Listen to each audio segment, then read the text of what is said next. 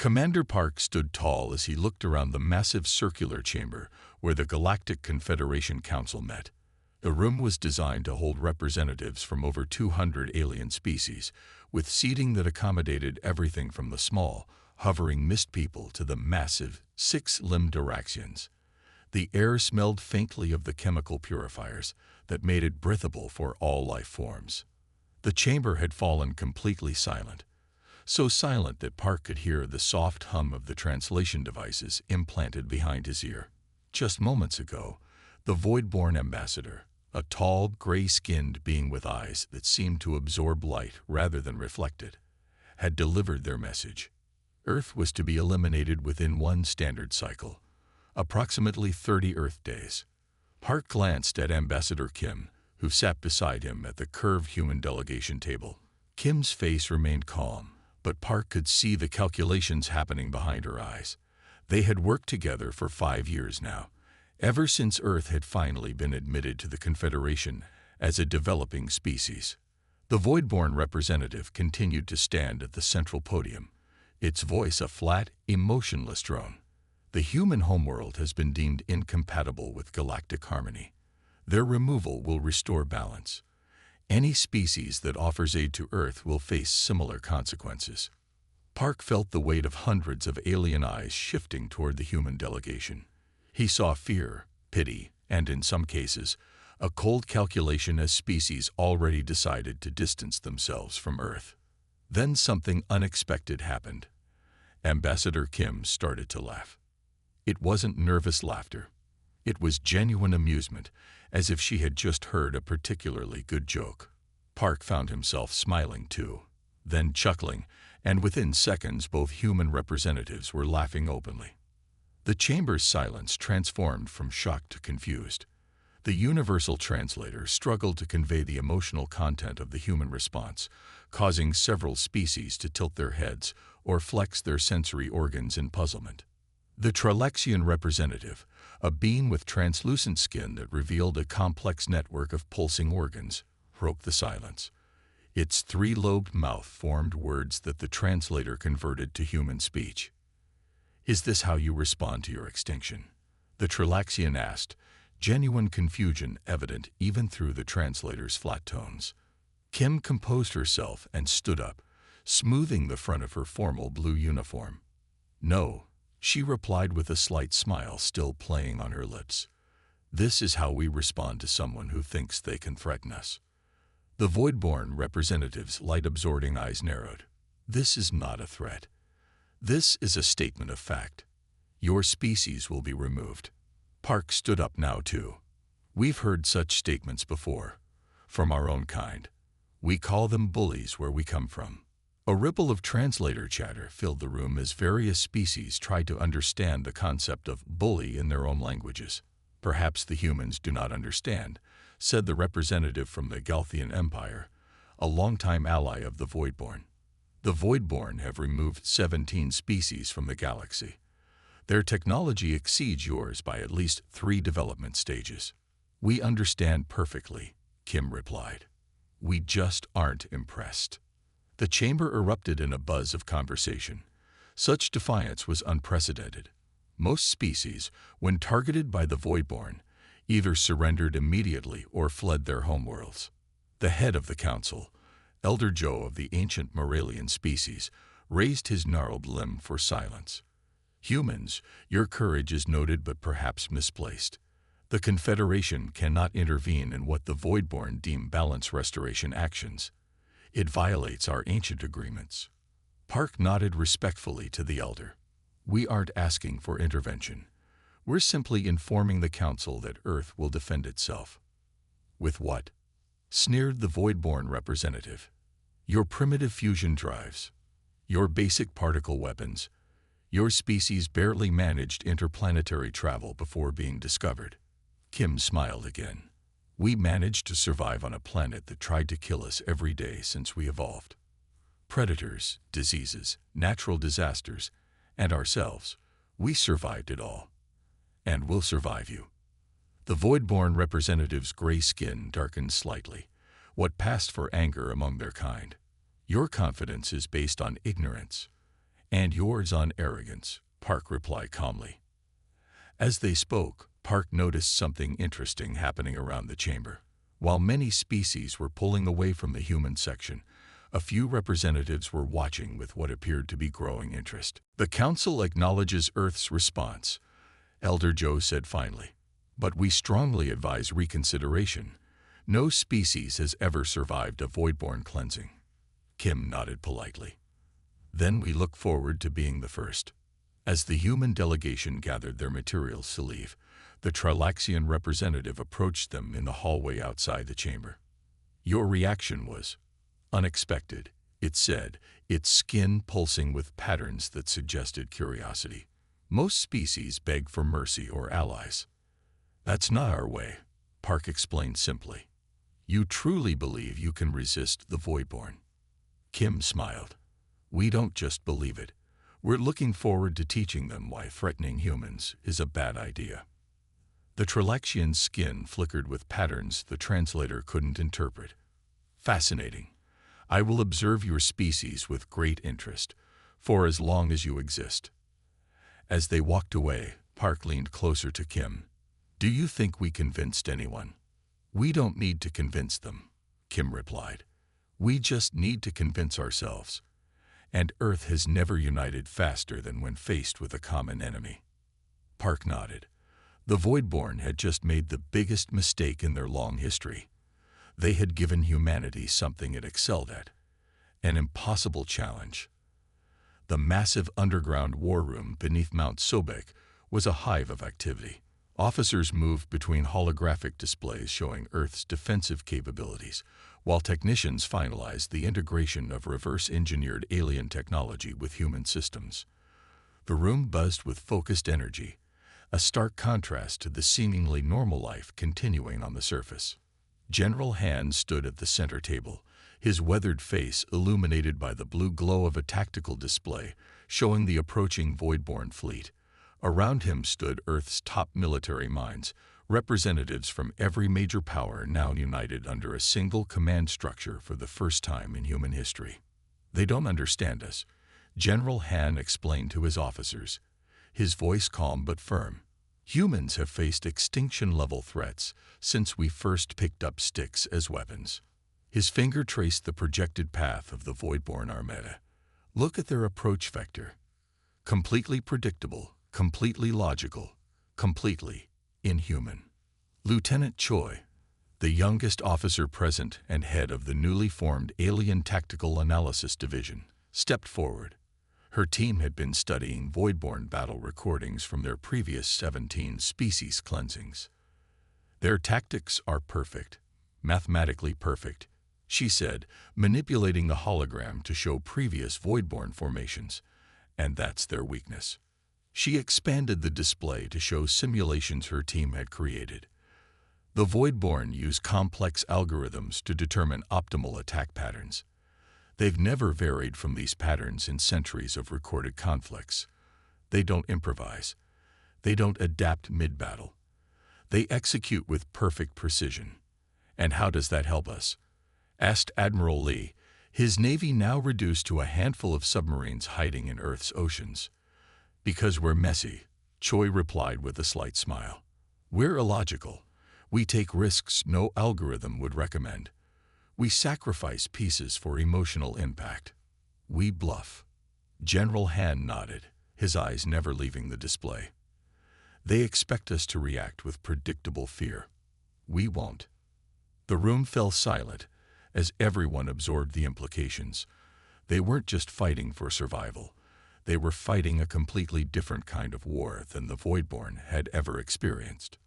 "What about our surface preparations?" asked Colonel Min, head of civilian coordination. Han switched the display to show cities around the world. "Outwardly, everything continues as normal. Schools remain open. Workers go to their jobs. Farmers tend their fields." Meanwhile, Lieutenant Choi added, "Every factory has retooled for war production. Every research lab is working on weapons development. Every citizen is training for civil defense after dark." Admiral Lee frowned. "The Voidborn have observation satellites covering every inch of our planet. They must see what we're doing. They see, Han confirmed, but they don't understand. Their psychology can't comprehend our response. Their intelligence reports show them a species in denial, continuing routine activities instead of preparing for war. Choi nodded. Their previous victims either collapsed into chaos or attempted mass evacuations. Since we're doing neither, they've categorized our behavior as primitive denial of reality. That works in our favor, Han continued. They've already underestimated us. Now we need to use that. The display shifted to show Earth's defensive plan. Unlike anything the planet had ever seen before, it combined conventional military tactics with strategies that would appear completely irrational to the mathematically perfect minds of the Voidborn. "What about our allies?" asked General Park of the Air Force. Han's expression darkened slightly. "The Confederation has abandoned us officially. No species wants to be seen supporting the next Voidborn target." "Not officially," Choi corrected, "but unofficial channels remain open.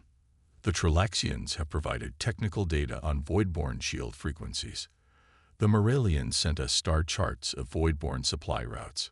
They're hedging their bets," Admiral Lee said with a snort. "Yes," Han agreed, "but that's human too, isn't it? Betting on the underdog sometimes."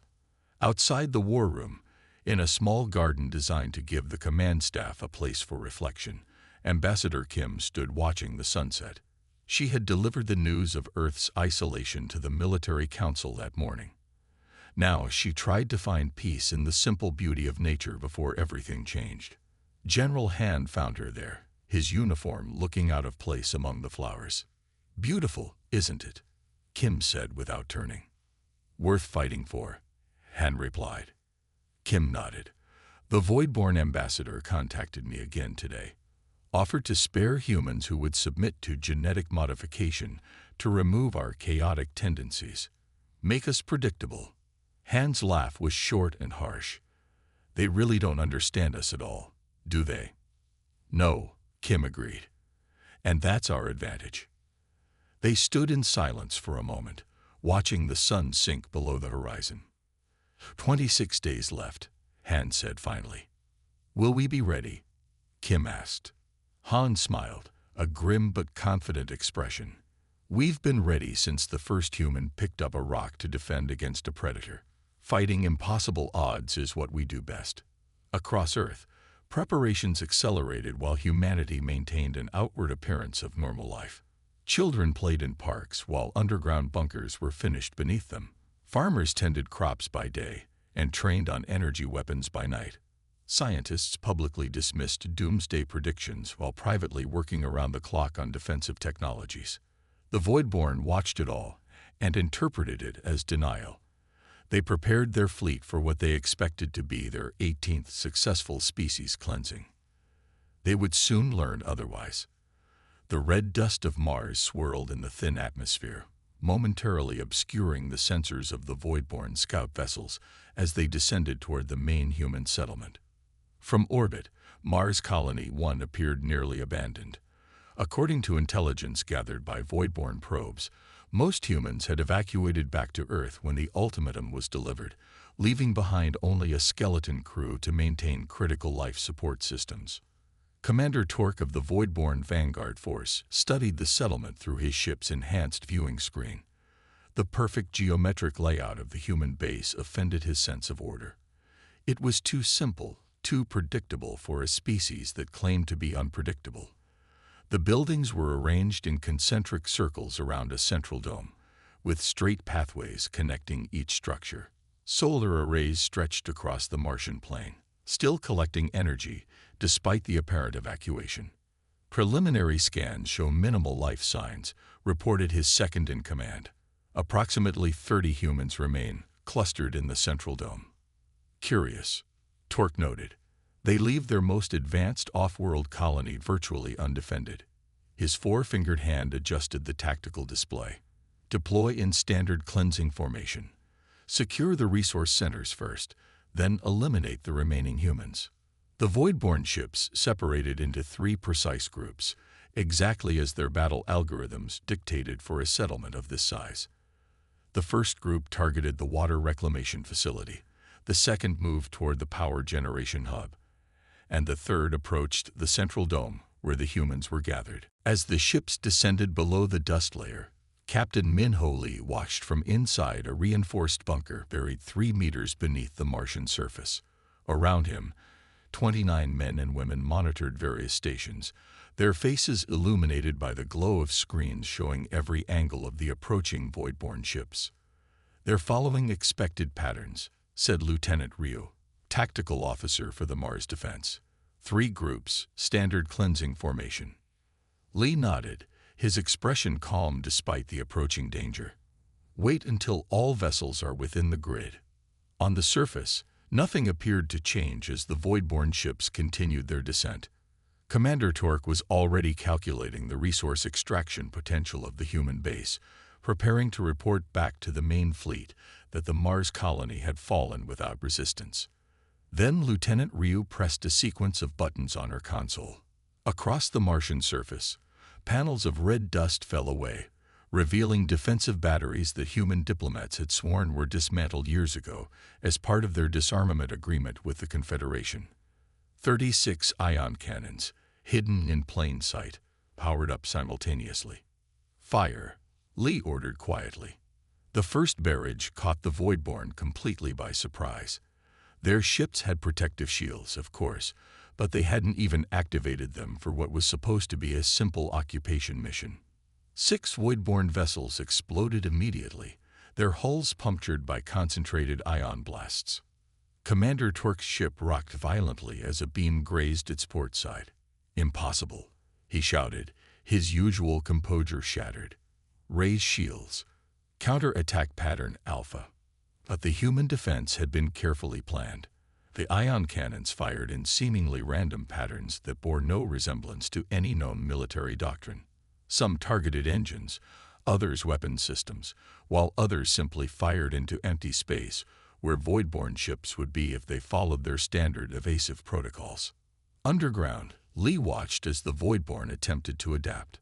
"They're trying to establish their defensive formation," he noted. "Activate Phase 2. Across the Martian plain, small rovers that had appeared to be simple maintenance vehicles suddenly accelerated toward the void-borne ships, their innocent-looking solar panels unfolding to reveal adhesive mines. "This is not logical combat," Commander Torque said as he watched his tactical display fill with new threat indicators. The humans were not protecting their valuable resources. Instead, they seemed to be sacrificing their infrastructure to target his ships. 3 more void-borne vessels exploded as the mobile mines reached them, attaching to their hulls before detonating. The remaining ships finally completed their defensive formation, a perfect hexagonal pattern that had proven effective in 17 previous species cleansings. Lee smiled slightly. "They've done it. Traditional void-borne defensive hexagon. Fire sequence beta." The ion cannons adjusted their angles, and then did something the void-borne could not comprehend. They fired at specific points in the formation that left 7 ships untouched while destroying 4 more. The formation, designed to distribute damage evenly across all ships, had never encountered an attack pattern that deliberately ignored certain targets.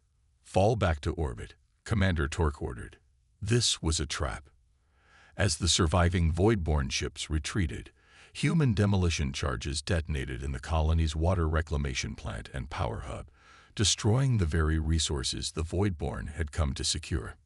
2 hours later, Captain Lee stood in the command center, dust covering his uniform from a brief surface excursion to inspect the damage. The Mars colony was in ruins, but that had been part of the plan. His team had accomplished their mission. "Transmitting report to Earth Command," said Lieutenant Ryu. 17 void-borne ships destroyed, 9 damage, 0 human casualties. Lee nodded as he studied the sensor readings they had collected during the battle. "They're adapting," he reported into the secure channel to Earth. "Their secondary attack wave abandoned the standard formation. They're learning."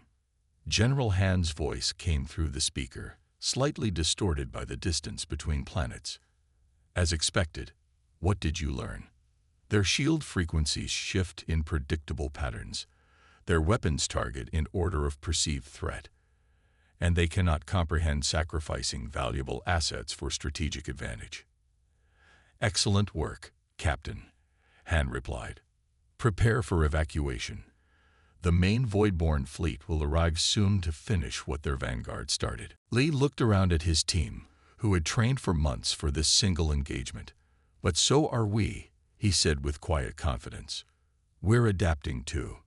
On his command ship returning to the main fleet, Commander Torque struggled to explain the defeat to his superiors. The humans had violated all known combat logic. They had destroyed their own resources rather than allowing them to be captured. They had seemingly abandoned valuable defense positions only to reveal hidden weapons. Nothing about their tactics matched any military doctrine in the Voidborn database. It wasn't until too late that he realized all of these were traps, not just physical traps, but traps of thinking. The humans weren't fighting to win this battle. They were fighting to learn how the Voidborn responded. And they had learned a great deal. Dr. Sung's hands trembled slightly as she lifted the small metallic disc from its containment field. The device glowed with a faint blue light, pulsing in a rhythm that seemed almost alive. Around her, the assembled military and scientific leaders of Earth leaned forward in their seats, eyes fixed on what might be humanity's best hope for survival. "We've reverse-engineered their shield technology," Dr. Sung announced, displaying the prototype that her team had worked on for 20 sleepless days, and improved it. General Han raised an eyebrow. "Improved how, Doctor?" Dr. Sung placed the disc on the center of the conference table and tapped a sequence on her tablet. The disc hummed louder, and suddenly a shimmering field of energy expanded outward, enveloping the entire room in a translucent blue bubble. "Voidborn shields operate on fixed frequencies," she explained, her voice steadier now as she shifted into scientific explanation. "They're perfect at deflecting attacks at those exact frequencies, but vulnerable to others. Our version constantly shifts frequencies in a pattern based on human brainwave activity." "Meaning?" Admiral Lee asked, reaching out to touch the shield, feeling a slight resistance against his fingertips. "Meaning it's unpredictable," Dr. Sung said with a small smile. "We're using the chaotic nature of human thought, the very thing the Voidborn consider our weakness, as our greatest defense." The room fell silent as the implications sank in. After 3 weeks of desperate retreats and holding actions across the solar system, this was the first truly good news. President Yoon stood up from her seat at the head of the table. At 72, she had come out of retirement when the crisis began, chosen to lead Earth not because of political skill, but because of her background in both military strategy and xenobiology. "How soon can we deploy this technology?" she asked. "Mass production has already begun," Dr. Sung replied. "Within 48 hours, we can equip our remaining fleet. Ground installations will take another 3 days." President Yoon nodded and turned to face the collection of military leaders, scientists, and government officials that comprised the United Earth Council. Her face showed the fatigue of weeks of crisis management, but her eyes remained sharp and determined. "For 3 generations, we've prepared for this possibility," she said, her voice echoing in the shield-enclosed room. "Since joining the Confederation, we've studied, learned, and adapted while appearing to comply with disarmament treaties." She activated the main display, showing the current positions of Earth's defenders and the approaching Voidborn main fleet. "We've lost Mars. We've lost the Jupiter mining stations, but we've gathered crucial data from each engagement." General Han stepped forward. "The Voidborn expect us to make our final stand at Earth. Their fleet is configured for a standard planetary cleansing operation." He highlighted the Voidborn formation on the display. "But thanks to the intelligence gathered from our defensive actions, we now understand their weaknesses." "We're not going to defend," President Yoon stated firmly. "We're going to attack." Murmurs spread through the room. The idea seemed ludicrous. Earth's fleet was outnumbered and outgunned. Even with the new shield technology, a direct assault against the Voidborn Armada appeared suicidal. not a frontal assault, Admiral Lee clarified, understanding the president's intent immediately. A human-style attack. Over the next hour, the Council refined what would later be known as Operation Chaos. Instead of waiting for the Voidborn to reach Earth, humanity would take the fight to them in the most unexpected way possible. 3 days later, deep in the asteroid belt between Mars and Jupiter, Commander Jin watched from the bridge of the EDF Indomitable as Earth's remaining fleet gathered. 73 ships of various sizes, many of them civilian vessels hastily converted for military use, equipped with the new shield technology and weapons reverse-engineered from destroyed Voidborn ships. Final ship reporting ready, Commander, his first officer reported. Jin nodded, studying the tactical display showing the Voidborn fleet. Over 200 ships in perfect formation, approaching Earth on the exact course their predictable tactics demanded. They expect us to be at Earth, Jin said quietly. Begin Operation Chaos. Across the asteroid belt, human ships activated their engines in what would appear to any observer as complete disarray. Some accelerated toward the Voidborn fleet. Others moved perpendicular to the expected line of battle. Still others appeared to flee in random directions. Aboard the Voidborn command ship, Supreme Commander Axel observed the human movements with confusion. They've abandoned standard defensive protocols, his tactical officer reported. Their fleet movements follow no known doctrine. They're desperate, Axel concluded, splitting their forces in a final futile gesture. But as the first human ships engaged the edge of the Voidborn formation, something unexpected happened. Instead of being instantly destroyed, the human vessels, protected by their frequency-shifting shields, darted between the Voidborn ships, firing seemingly random patterns that somehow found weaknesses in the Voidborn defenses. Impossible, Axel whispered as the perfect formation of his fleet began to dissolve into confusion. The human attack had no center, no logical focus point. Some ships targeted Voidborn engines. Others focused on communications arrays.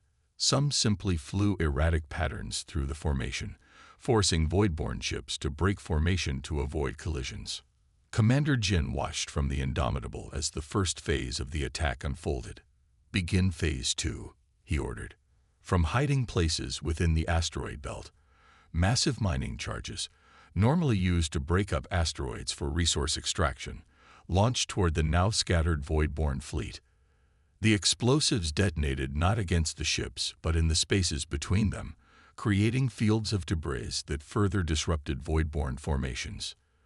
The first human counterattack caught the Voidborn completely by surprise. Their perfect formations shattered against unpredictable human battle patterns that seemed to have no logical structure. They cannot comprehend our strategy because there is no single strategy, Jin said as he watched Voidborn ships colliding with each other in their attempt to re-establish their formation. Each ship captain is following their own instincts within the general framework of chaos.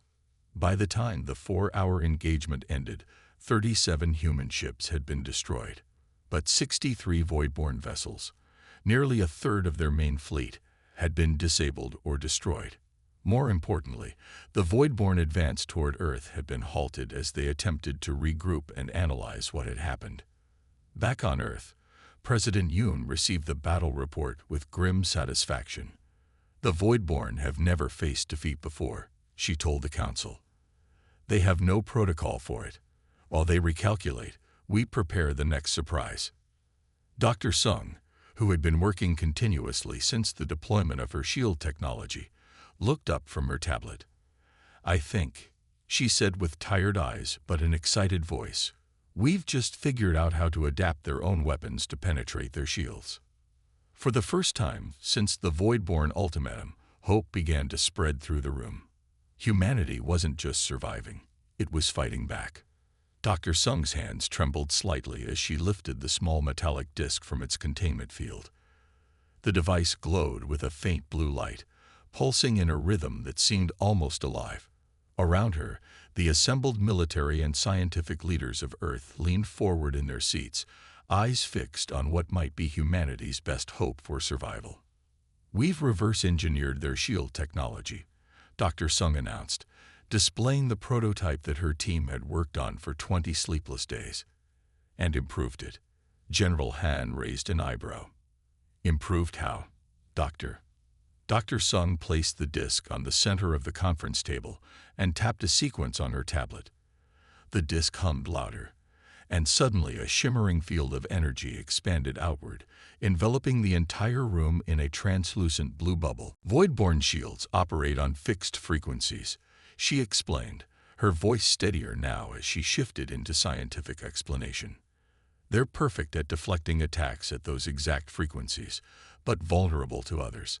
Our version constantly shifts frequencies in a pattern based on human brainwave activity. Meaning? Admiral Lee asked, reaching out to touch the shield, feeling a slight resistance against his fingertips. Meaning it's unpredictable, Dr. Sung said with a small smile. We're using the chaotic nature of human thought, the very thing the Voidborn consider our weakness, as our greatest defense. The room fell silent as the implications sank in. After 3 weeks of desperate retreats and holding actions across the solar system, this was the first truly good news.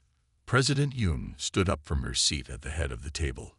At 72, she had come out of retirement when the crisis began, chosen to lead Earth not because of political skill, but because of her background in both military strategy and xenobiology.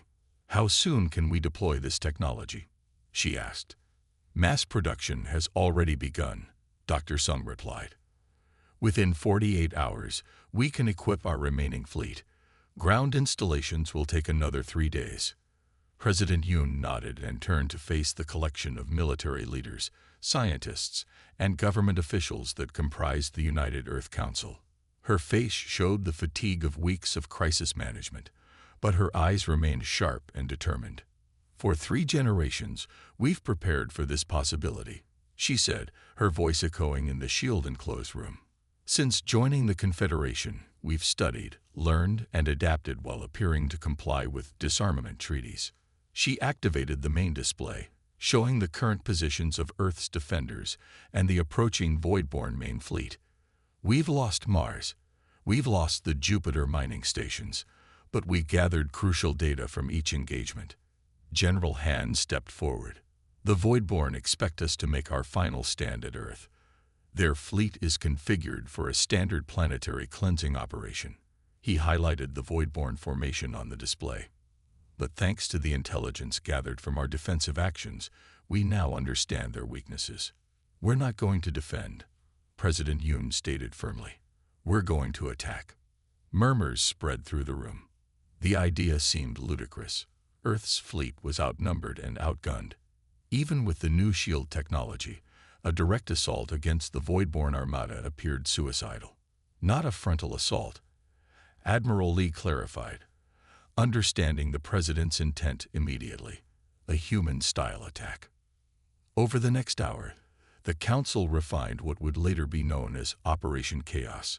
Instead of waiting for the Voidborn to reach Earth, humanity would take the fight to them in the most unexpected way possible. 3 days later, deep in the asteroid belt between Mars and Jupiter, Commander Jin watched from the bridge of the EDF Indomitable as Earth's remaining fleet gathered.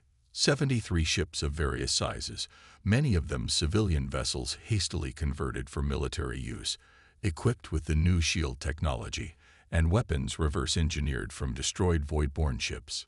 Final ship reporting ready, Commander, his first officer reported. Jin nodded, studying the tactical display showing the Voidborn fleet, over 200 ships in perfect formation, approaching Earth on the exact course their predictable tactics demanded. They expect us to be at Earth, Jin said quietly. Begin Operation Chaos. Across the asteroid belt, human ships activated their engines in what would appear to any observer as complete disarray. Some accelerated toward the Voidborn fleet. Others moved perpendicular to the expected line of battle. Still others appeared to flee in random directions. Aboard the Voidborn command ship, Supreme Commander Axel observed the human movements with confusion. They've abandoned standard defensive protocols, his tactical officer reported. Their fleet movements follow no known doctrine. They're desperate, Axel concluded, splitting their forces in a final futile gesture. But as the first human ships engaged the edge of the Voidborn formation, something unexpected happened. Instead of being instantly destroyed, the human vessels, protected by their frequency-shifting shields, darted between the Voidborn ships, firing seemingly random patterns that somehow found weaknesses in the Voidborn defenses. Impossible, Axel whispered as the perfect formation of his fleet began to dissolve into confusion. The human attack had no center, no logical focus point. Some ships targeted Voidborn engines. Others focused on communications arrays. Some simply flew erratic patterns through the formation, forcing Voidborn ships to break formation to avoid collisions. Commander Jin watched from the Indomitable as the first phase of the attack unfolded. "Begin Phase 2, he ordered. From hiding places within the asteroid belt, massive mining charges, normally used to break up asteroids for resource extraction, launched toward the now scattered Voidborn fleet. The explosives detonated not against the ships, but in the spaces between them, creating fields of debris that further disrupted Voidborn formations. The first human counterattack caught the Voidborn completely by surprise. Their perfect formations shattered against unpredictable human battle patterns that seemed to have no logical structure. They cannot comprehend our strategy because there is no single strategy," Jin said as he watched Voidborn ships colliding with each other in their attempt to re-establish their formation. Each ship captain is following their own instincts within the general framework of chaos. By the time the 4-hour engagement ended, 37 human ships had been destroyed. But 63 Voidborn vessels, nearly a third of their main fleet, had been disabled or destroyed. More importantly, the Voidborn advance toward Earth had been halted as they attempted to regroup and analyze what had happened. Back on Earth, President Hume received the battle report with grim satisfaction. "The Voidborn have never faced defeat before," she told the Council. "They have no protocol for it. While they recalculate, we prepare the next surprise." Dr. Sung, who had been working continuously since the deployment of her shield technology, looked up from her tablet. "I think," she said with tired eyes but an excited voice, "we've just figured out how to adapt their own weapons to penetrate their shields." For the first time since the Voidborn ultimatum, hope began to spread through the room. Humanity wasn't just surviving, it was fighting back. The stolen Voidborn scout ship moved silently through the darkness of deep space, its engines modified to emit no detectable radiation. Inside, Colonel Ju and her team of 12 Special Forces operators checked their equipment one final time. They had spent 3 weeks inside this cramped vessel, traveling along a path no logical navigator would choose, randomly changing course, hiding in radiation belts, and even shutting down all systems for days at a time to avoid detection. "Approaching target zone," whispered Lieutenant Kang from the pilot's seat. "Voidborn home system perimeter in range." Through the view screen, they could see the massive sensor array that formed the outer defensive ring of Voidborn space. No non-Voidborn ship had ever penetrated this barrier. No alien species had ever seen the Voidborn homeworld. In 17 previous cleansings, the Voidborn had always attacked. They had never been attacked. Colonel Ju gathered her team in the small command area. Their faces showed a mixture of fear and determination. "Remember," she said quietly, "they think in straight lines. We don't." She activated a holographic display showing their mission objectives. The Voidborn defense grid operates on a perfect mathematical system. Each sensor is precisely positioned to cover maximum space with minimum resource commitment. Perfect, elegant, and, she smiled slightly, predictable. "We've identified 3 blind spots," Lieutenant Kang explained, highlighting points on the display. "They exist for only 27 seconds each during the sensor rotation cycle. No logical species would even attempt to use such narrow windows." "Good thing we're not logical," said Sergeant Bai, checking the charge on his weapon. Colonel Ju nodded. "Once through, we have 6 hours to reach the central command hub and upload the virus." Earth fleet will arrive precisely 18 minutes after confirmation. Questions? There were none. Each member of the team understood that this mission likely meant their deaths. But after 2 months of watching the Voidborn destroy human outposts and colonies, they were ready to bring the fight to the enemy's heart. Approaching first blind spot in 40 seconds, Lieutenant Kang announced, "All systems to minimal power." The ship nearly went dark as they reduced power to only essential life support. They drifted toward what appeared to be solid wall of Voidborn sensors. 20 seconds. Colonel Ju felt her heart pounding. If their calculations were off by even a fraction of a second, they would be detected and destroyed instantly. 10 seconds. The team braced themselves. 3, 2, 1.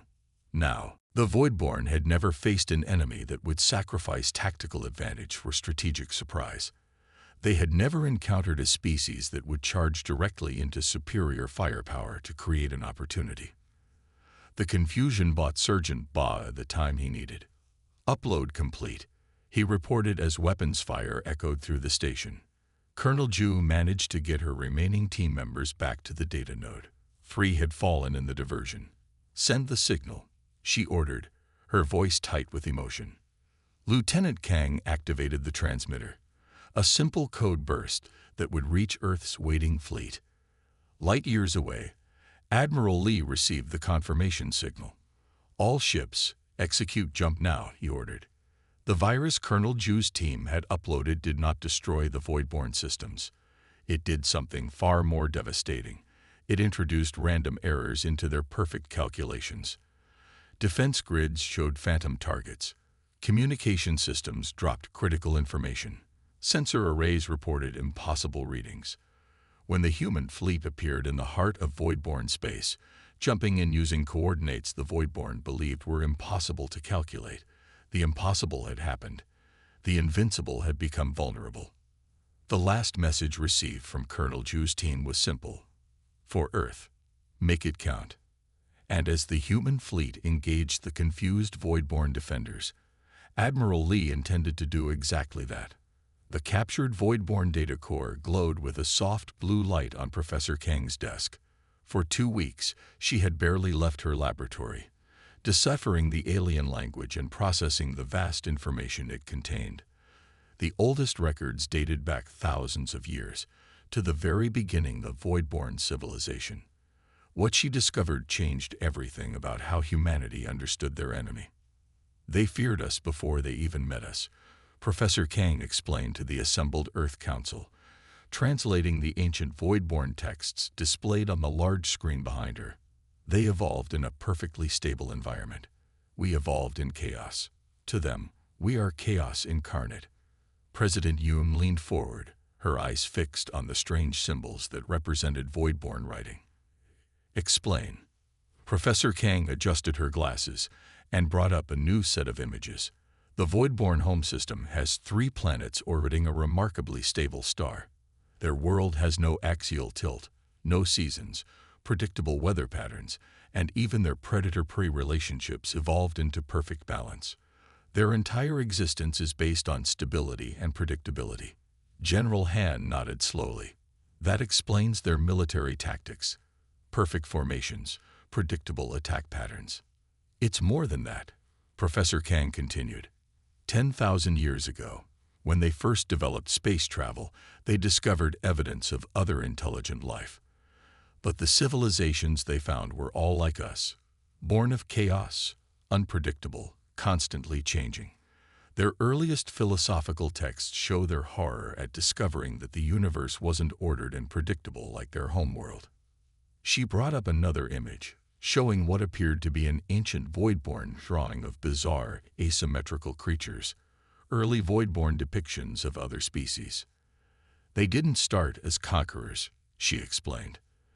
"They started as terrified children, realizing that the universe didn't follow their rules. Over generations, that fear transformed into a mission to restore balance by eliminating chaotic species. And we're the most chaotic they've ever encountered," Admiral Lee said, understanding dawning on his face. Professor Kang nodded grimly. "Exactly. While other species they've encountered might have been unpredictable in some ways, humans are practically incomprehensible to them. We thrive on change. We seek out new experiences. We deliberately introduce randomness into our art, our music, even our military tactics. President Yoon stood up and walked to the window overlooking what remained of Seoul after the last Voidborn bombardment. Reconstruction crews were already at work, rebuilding in new patterns rather than restoring what was lost. "Can we use this knowledge?" she asked quietly.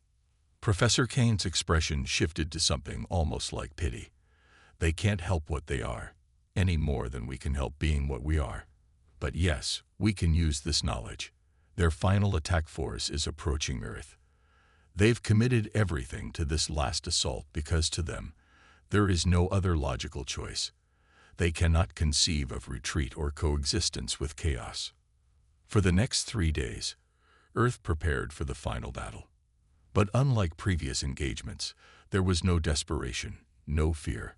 A strange calm had settled over humanity's defenders as they finally understood their enemy completely. On the day the Voidborn arrived in Earth orbit, Admiral Lee stood on the bridge of the flagship Defiance, watching as the massive enemy fleet took up its perfect formation.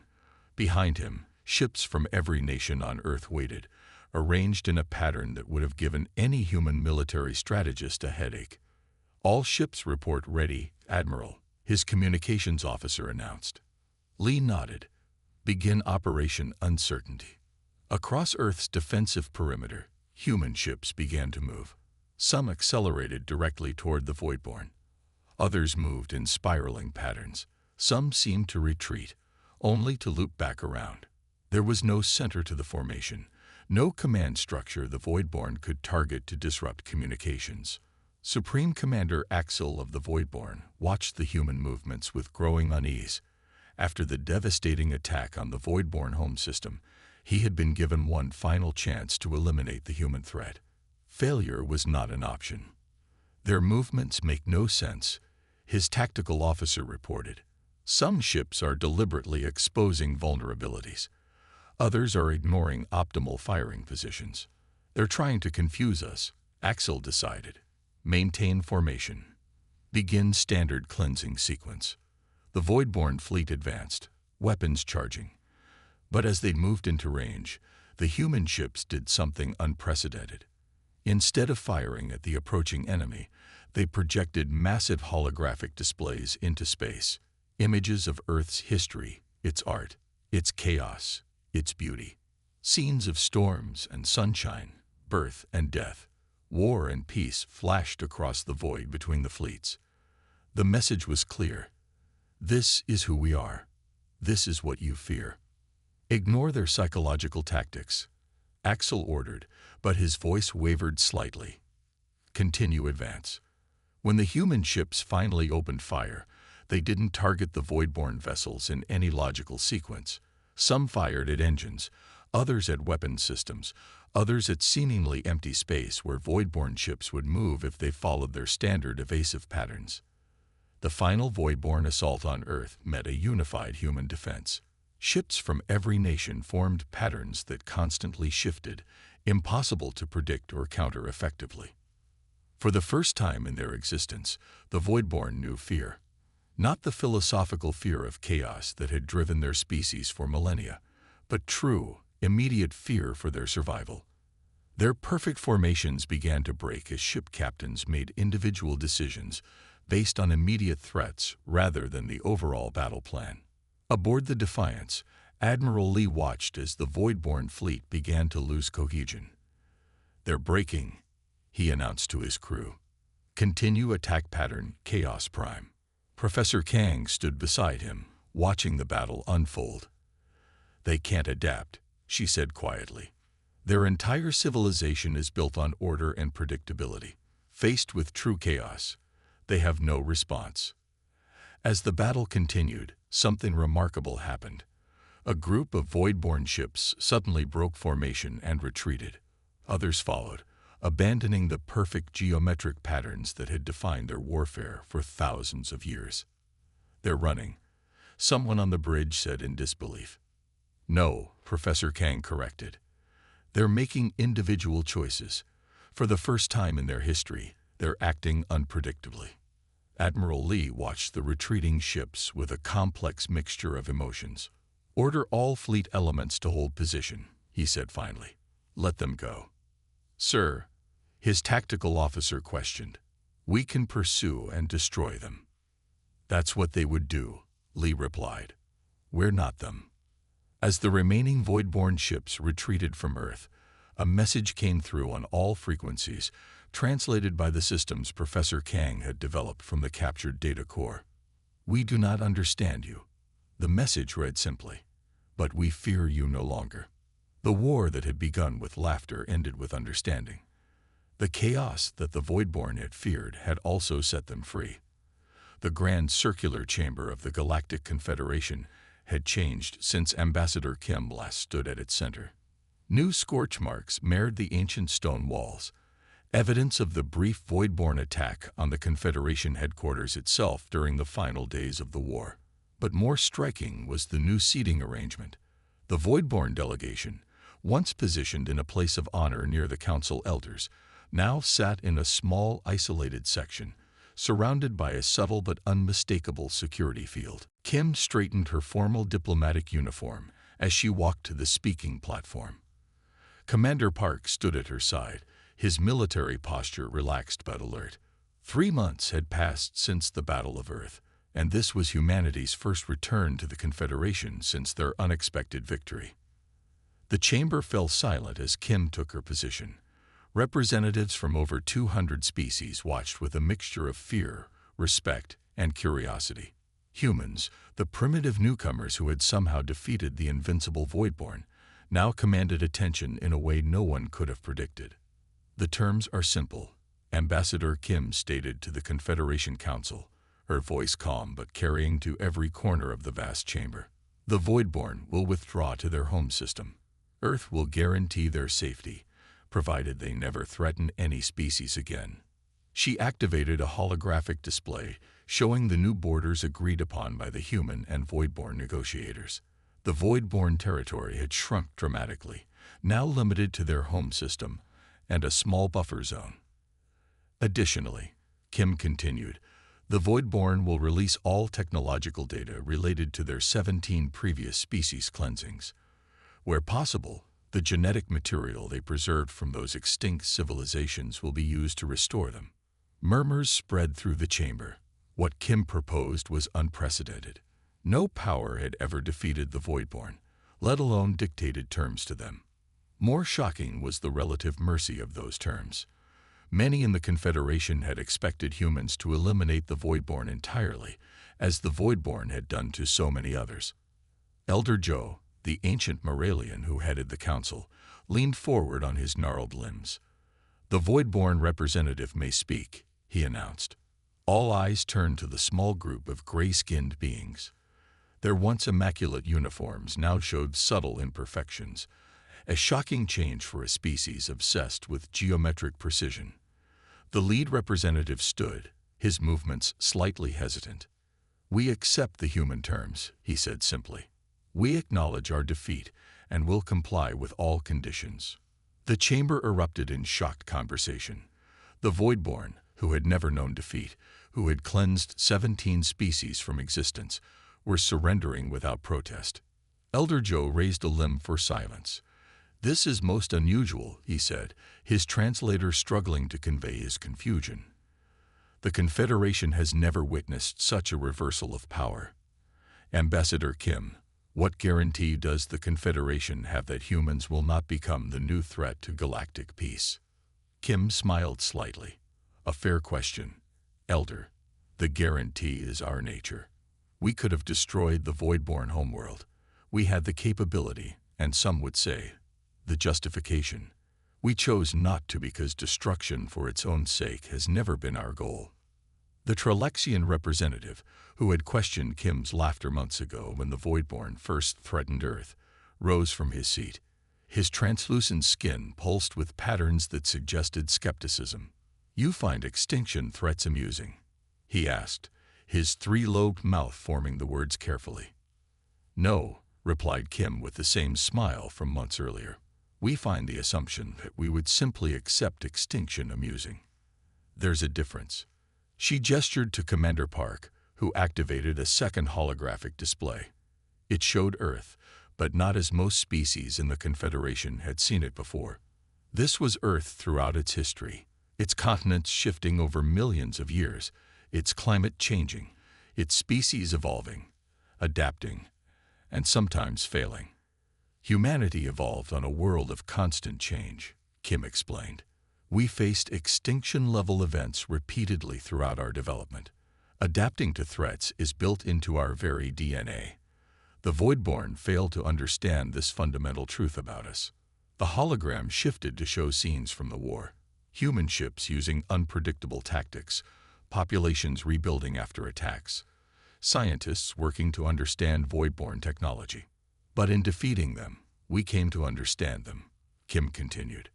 The Voidborn feared chaos because they never experienced it naturally. We are offering them something they've never had, the chance to adapt, to learn, to change. The Voidborn representative stood again. We do not understand humans fully, he admitted, each word seeming to cost him effort. But we are learning. Our scientists have begun studying chaotic systems. Our philosophers are reconsidering our most fundamental beliefs. Elder Joe considered this unprecedented development. And what role does Earth seek in the Confederation moving forward? He asked Kim. Kim deactivated the holograms and looked around the chamber. We seek to be builders, not destroyers. The Voidborn created emptiness where civilizations once stood. We propose to fill those spaces again. She gestured to a group of human scientists waiting at the chamber's edge. Our geneticists have already begun working with preserved materials from the Zentari, the first species the Voidborn eliminated. We believe we can restore them, with time. The chamber fell silent again, but this time with something approaching awe. The idea of restoring an extinct species was as alien to the Confederation as human unpredictability had been to the Voidborn. A new order for our galaxy, Elder Joe said finally. Rebuilding instead of destroying. Change instead of stagnation. His ancient eyes fixed on Kim. You humans have brought chaos to our Confederation. Yes, Kim acknowledged. But from chaos comes creation. That's the lesson we offer. As the session ended and representatives gathered in small groups to discuss this new reality, Commander Park leaned close to Kim. Do you think they'll ever truly understand us? He asked quietly. Kim watched as a young Voidborn scientist cautiously approached a group of human geneticists, asking questions, learning, adapting. They're already trying, she said. And that's a beginning. Outside the Confederation headquarters, the stars continued their ancient dance across the galaxy. Among them, planets that had stood empty for generations waited for the return of life, and for the first time in millennia, the galaxy faced not an age of ordered extinction, but a chaotic renaissance of creation.